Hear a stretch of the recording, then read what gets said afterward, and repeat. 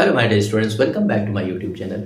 एक बार फिर से आप सभी लोगों का रकीब सर ऑफिशियल यूट्यूब पर स्वागत है। साथियों, हम लोग पार्ट्स ऑफ स्पीच पढ़ रहे हैं और पिछले वीडियो में हम लोगों ने प्रोनाउन को पढ़ा था, उसकी डेफिनेशन, उसके केस, उसके जेंडर और उसके नंबर के बारे में सारी चीज़ें हम लोगों ने कायदे से समझ लिया था। आज हम लोग चलेंगे और प्रोनाउन के करेक्ट यूज़ के बारे में जानेंगे कि कौन कौन से सेंटेंस में हमें जब प्रोनाउन को यूज़ करना है तो उनमें वर्ब का कॉम्बिनेशन क्या होगा प्रोनाउन के साथ में, प्रोनाउन अपने किस केस में होगा। आज हम लोग इस वीडियो में इसके बारे में डिटेल में जानेंगे। ठीक है, तो वीडियो को शुरू करने से पहले आप लोग चैनल को सब्सक्राइब कर लीजिए, लाइक करिए और बेल आइकन को ज़रूर प्रेस करिए। साथ ही साथ अपने साथियों तक इसको शेयर भी कीजिए। तो आइए हम लोग शुरू करते हैं आज का वीडियो और आज जानते हैं प्रोनाउन के करेक्ट यूज़ के बारे में।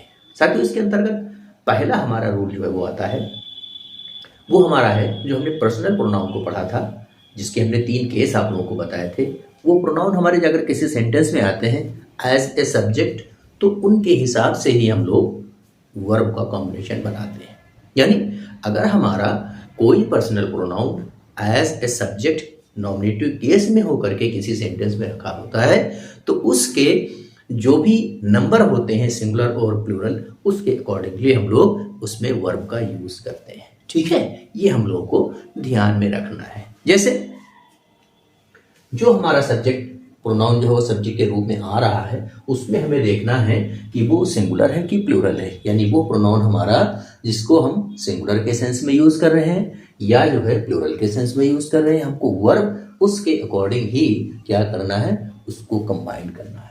आप लोग ये नियम जरूर फॉलो करिएगा कि जो हमारा सब्जेक्ट होता है उसके हिसाब से ही हम लोग वर्ब को रखते हैं। अगर हमारा सिंगुलर सब्जेक्ट है तो हमारी वर्ब भी सिंगुलर होनी चाहिए। ठीक है, अगर हमारा सब्जेक्ट प्लूरल है तो वर्ब भी हमारी प्लूरल होनी चाहिए। हमने आप लोगों को पिछले वीडियो में बताया था कि अगर किसी सब्जेक्ट को हमें प्लूरल बनाना होता है और उसमें कोई नाउन होता है तो उसमें हम लोग एस लगा करके उसको अक्सर प्लूरल बना देते हैं, तो वर्ब भी हमारी प्लूरल होनी चाहिए।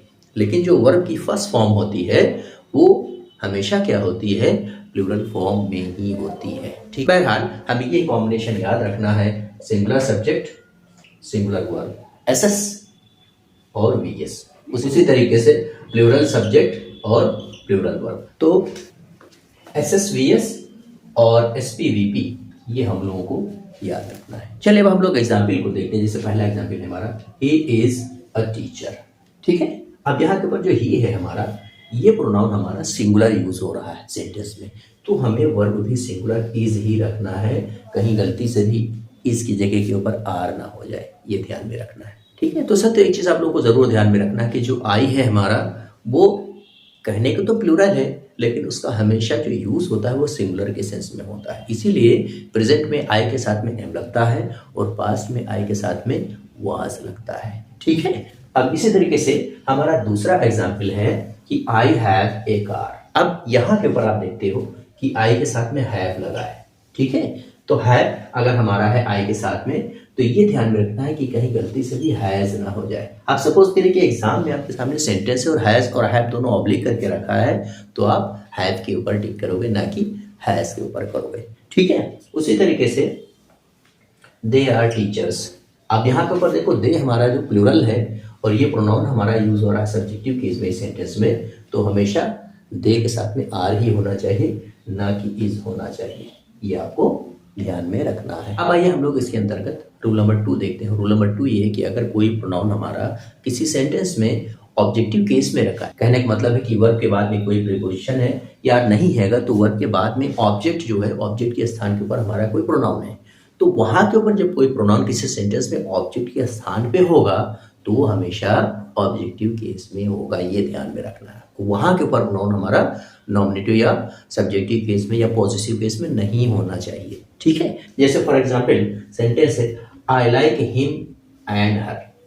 अब यहाँ के ऊपर देखो, लाइक हमारी वर्ब है, उसके बाद में जो हमारे प्रोनाउन आए हैं एंड के साथ में जो है दोनों अपने ऑब्जेक्टिव केस में है, हिम एंड हर। अब ऐसा ना हो कि कहीं हिम की जगह के ऊपर ही हो जाए और हर की जगह के ऊपर शी हो जाए, तो सेंटेंस आपका गलत होगा। एग्जाम में मान लीजिए रखा गया है मेरी सेंटेंस, तो ऑब्लिक हिम ऑब्लिक ही हो जाए या हर ऑब्लिक शी हो जाए तो इस पे टिक करना है, ऑब्जेक्टिव केस पे ही टिक करना है, यानी हिम और हर पे आपको टिक करना है, तब सेंटेंस आपका करेक्ट माना जाएगा। ठीक है, आ रहा समझ में। अगला एग्जाम्पल देखते हैं, सेंटेंस से आई स्पोक टू हिम। ठीक है, अब यहाँ के ऊपर टू हिम के बाद जो हमारा ये हिम है ये ऑब्जेक्टिव केस में और एक प्रोनाउन है। अब ये हम गलती ना करें कि कहीं हिम की जगह के ऊपर ही कर दे तो सेंटेंस हमारा गलत माना जाएगा, हिम पे ही आपको टिक करना है। ठीक है, तो इस तरीके से हम लोग प्रोनाउन के करेक्ट यूज को आगे भी समझेंगे। आप लोग पढ़ रहे हैं पार्ट्स ऑफ स्पीच और पार्ट्स ऑफ स्पीच के अंतर्गत आप लोग पढ़ रहे हैं प्रोनाउन और प्रोनाउन के करेक्ट यूज के बारे में आज हम लोग जान रहे हैं। ठीक है, अब रूल नंबर 3 हमारा ये है प्रोनाउन के सेंस में कि अगर हमारा किसी सेंटेंस में प्रोनाउन जो है वो रखा हुआ है एज ए कंप्लीमेंट की शक्ल में, यानी इट इज या इट वाज के बाद कोई प्रोनाउन अगर रखा जाता है तो उस केस में हम लोग प्रोनाउन को नॉमिनेटिव या ऑब्जेक्टिव दोनों केस में रख सकते हैं। आजकल लेकिन देखा जाता है कि अमूमन स्पोकन इंग्लिश में हम लोग ऑब्जेक्टिव केस का ही ज़्यादा इस्तेमाल कर देते हैं। जैसे फॉर एग्जाम्पल सेंटेंस है हमारा इट इज आई ऑब्लिक मी। अब यहाँ के ऊपर इट इज के बाद हम लोग आई भी कर सकते हैं और मी भी कर सकते हैं। इसी तरीके से इट इज ही या हिम, यानी उस प्रोनाउन का हम नॉमिनेटिव या ऑब्जेक्टिव दोनों में से किसी एक को रख सकते हैं, सेंटेंस हमारा सही होगा। स्पोकन में हम लोग ऑब्जेक्टिव केस को ही ज्यादातर बोल देते हैं, जैसे it is me, it is him, it is her etcetera. ठीक है, और ऐसा में तो साथियों आप लोग चैनल को सब्सक्राइब जरूर कर लीजिए और बेल आइकन को प्रेस कर लीजिए ताकि नोटिफिकेशन आपको टाइम से मिले। अगली चीज हम लोग इसमें और देखते हैं कि अगर किसी सेंटेंस में हमारा इट इज या इट वाज के बाद में कोई हमारा सेंटेंस आता है, हु के साथ में कोई क्लॉज आ जाता है, यानी सेंटेंस हमारा अभी और चलता है, इट इज जो है उसके बाद हमारा कोई ऐसा क्लॉज हु के साथ में जुड़ता है जिसमें कोई प्रोनाउन आ रहा है, तो उस केस में हम लोग प्रोनाउन का नॉमिनेटिव केस ही रखेंगे, वहां के ऊपर ऑब्जेक्टिव केस हम लोग नहीं रखेंगे। ठीक है, जैसे सेंटेंस है हमारा इट इज। अब ये इट इज के बाद में देखिए यहाँ के ऊपर ये हमारा ही जो है प्रोनाउन आ रहा है। ठीक है, अब यहाँ के ऊपर हम इट इज हिम नहीं करेंगे क्योंकि आगे हमारा क्लॉज पूरा है, पूरा सेंटेंस हमारा रखा हुआ है, तो यहाँ के ऊपर हम लोग क्या करेंगे, और जो हमारा प्रोनाउन यूज हो रहा है वो ऑब्जेक्टिव केस में ना हो करके हमेशा नॉमिनेटिव केस में ही रहता है। तो क्या हो जाएगा, it is he who has stolen my pen. अब यहाँ के ऊपर ही का हम लोग हिम नहीं कर सकते हैं, आप ऊपर के तरीके से कहो कि हम लोग नॉमिनेटिव या ऑब्जेक्टिव दोनों में से किसी एक को रख सकते हैं। वहां के ऊपर तो हम रख सकते हैं ऑब्जेक्टिव नॉमिनेटिव दोनों, लेकिन यहाँ के ऊपर जहाँ के ऊपर हु के साथ में कोई सेंटेंस हमारा क्लास के साथ में जुड़ा है या दैट के साथ में कोई हमारा क्लास जुड़ा हुआ है, तो उस केस में हम लोग क्या करेंगे, प्रोनाउन को नॉमिनेटिव केस में ही रखेंगे। ये थोड़ी सी बारीकी है, आप लोगों को इसको ध्यान में रखना है। ठीक है, अब नेक्स्ट नियम हमारा ये है कि सपोज करिए किसी सेंटेंस में हम लोगों को तीनों पर्सन के प्रोनाउन को यूज करना है, यानी फर्स्ट पर्सन भी आ रहा है, उसमें सेकंड पर्सन भी आ रहा है, थर्ड पर्सन भी आ रहा है, तो ऐसे केस में हम लोगों को सीक्वेंस कौन सी रखनी है। कहने का मतलब ये है कि अगर किसी सेंटेंस में तीनों पर्सन के प्रोनाउन मिक्सअप अगर हो जाते हैं तो हमें सेंटेंस को करेक्ट करने के लिए किस पर्सन के प्रोनाउन को शुरुआत करना है और कहाँ से हमें उसको खत्म करना है, ये चीज़ हमको ध्यान में रखना है। तो जब भी ऐसी सिचुएशन अगर कोई आ जाए तो सबसे पहले हम लोग सेकंड पर्सन का प्रोनाउन जो यू है उससे शुरुआत करेंगे और उसके बाद थर्ड पर्सन में कोई अगर आ रहा है ही, शी, इट और दे में से उसको रखेंगे और लास्ट में हम लोग जा करके फर्स्ट पर्सन के प्रोनाउन यानी वी और आई में से किसी को एक को रखेंगे, यानी 2 3 1 ये जो हमारा कॉम्बिनेशन है, सीरीज है, इसको हमें फॉलो करना है। जैसे फॉर एग्जाम्पल सेंटेंस है हमारा you, he and I are playing. अब यहाँ के बारे में देखते हैं तो तीनों पर्सन के प्रोनाउन हमारे आ गए हैं, लेकिन इस सेंटेंस को हम लोग आई, ही एंड यू नहीं कर सकते हैं, है ना, ही, आई एंड यू नहीं कर सकते हैं। कहने का मतलब है कि इसकी शुरुआत हम लोग करेंगे सेकंड पर्सन यू से, फिर थर्ड पर्सन, फिर फर्स्ट पर्सन को लाएंगे, तो सीक्वेंस हमारी बनेगी 2 3 1 की, यानी you, he and I are playing. ठीक है, लेकिन मान लीजिए कि किसी सेंटेंस में हमारे कोई गिल्टी या कोई अपराध स्वीकार करता है तो वहां के ऊपर हम लोग फर्स्ट पर्सन को पहले रखेंगे, खास करके इस केस में। जैसे फॉर एग्जांपल सेंटेंस है हमारा आई and he are guilty.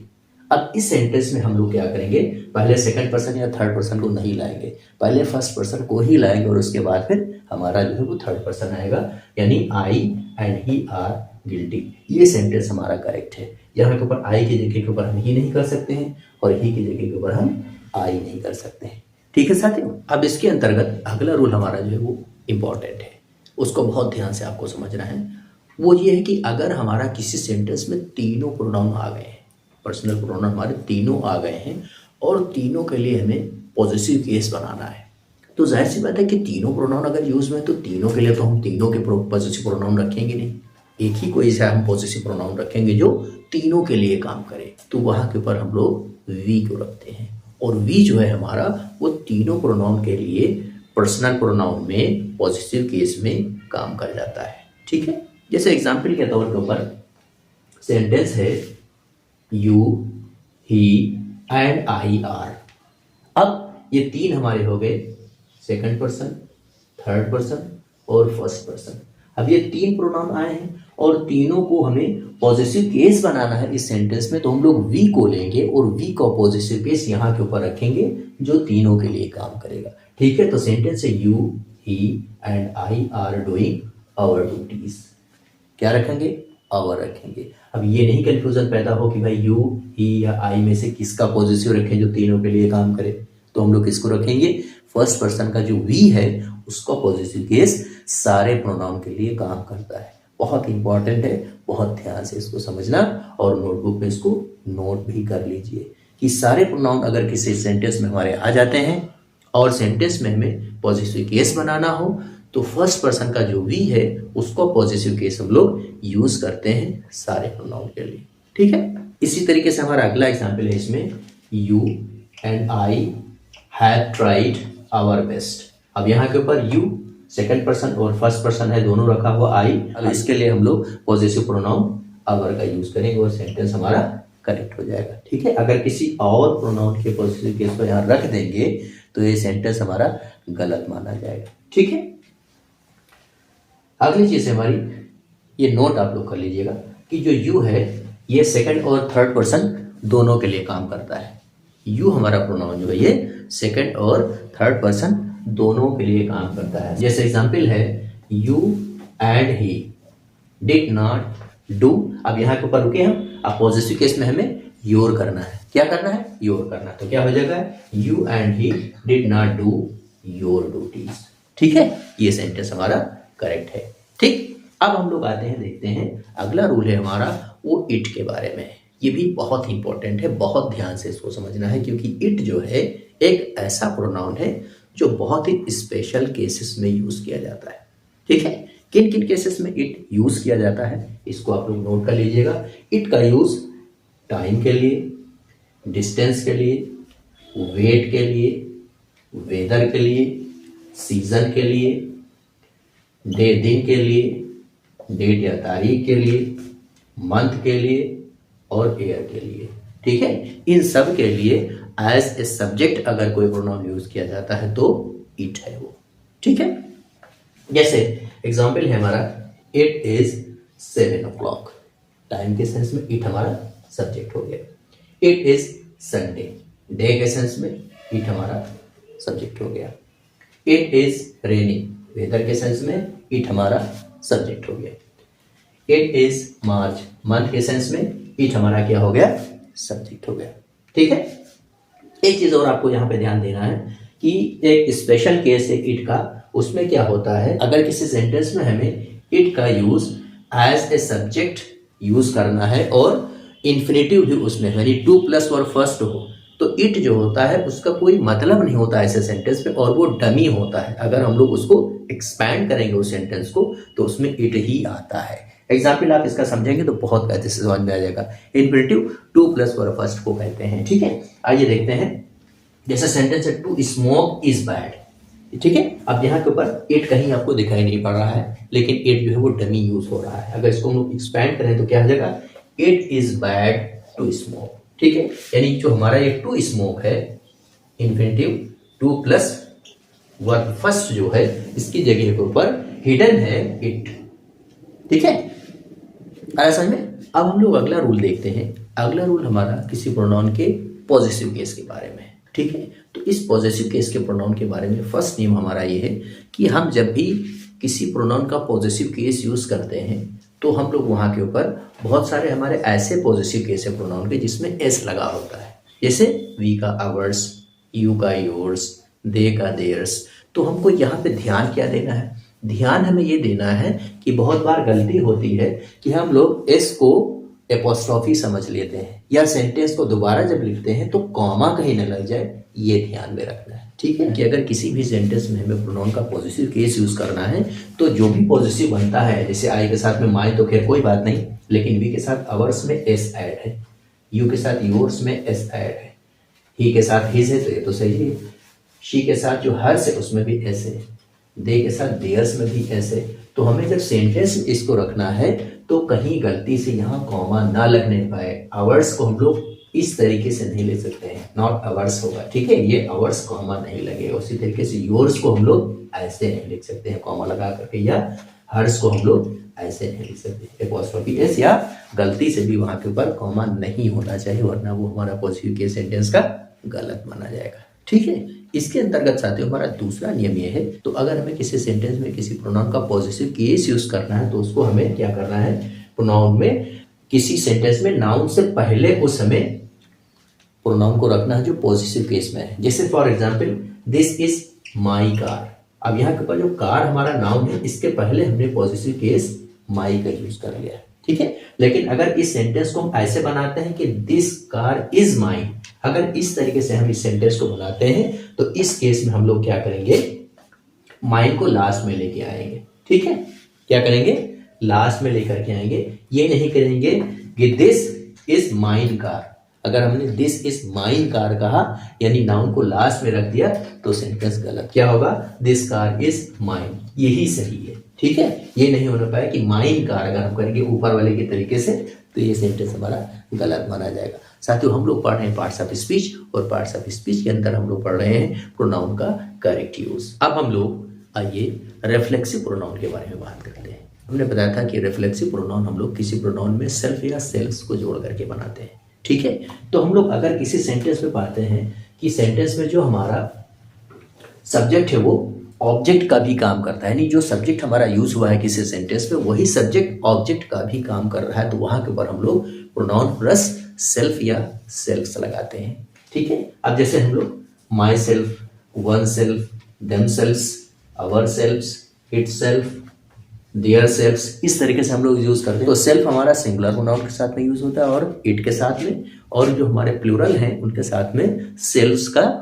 Use होता है। ठीक है, तो जब किसी सेंटेंस में सब्जेक्ट हमारा ऑब्जेक्ट का भी काम करता है तो वहां के ऊपर हम लोग प्रोनाउन प्लस सेल्फ या सेल्फ्स का यूज करते हैं, जैसा हमारा प्रोनाउन होगा। जैसे एग्जांपल है हमारे सामने, राकेश सेव्ड हिमसेल्फ।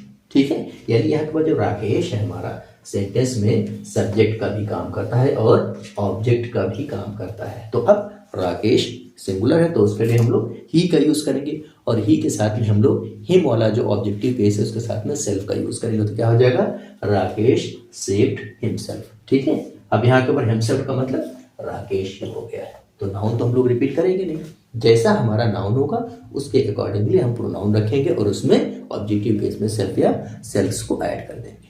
ठीक है, आ रहा समझ में। इसी तरीके से अगला एग्जाम्पल है, सीता लुक्ड एट हरसेल्फ। और यहाँ के ऊपर सीता सब्जेक्ट और ऑब्जेक्ट दोनों तरीके से यूज हो रहा है, तो हम लोग क्या करेंगे, सीता के लिए थर्ड पर्सन में सिंगुलर में शी लाएंगे और शी के साथ में जो ऑब्जेक्टिव केस हर होता है उसके साथ में हम लोग सेल्फ को ऐड करेंगे। तो हरसेल्फ का मतलब ही हो गया सीता।